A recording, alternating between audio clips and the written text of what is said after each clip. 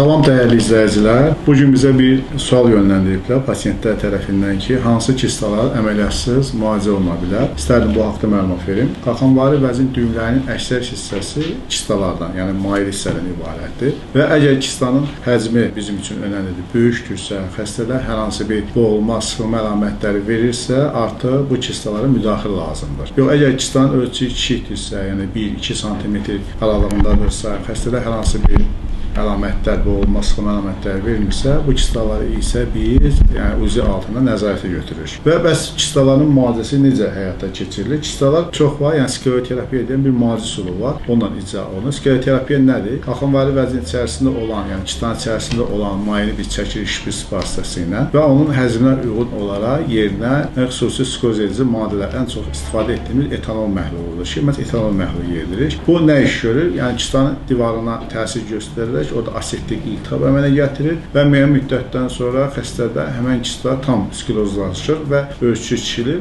və artıq bu pasientlərdə əməliyyata ehtiyac qalmır. Buna deyirlər biz mini-invaziv üsullar.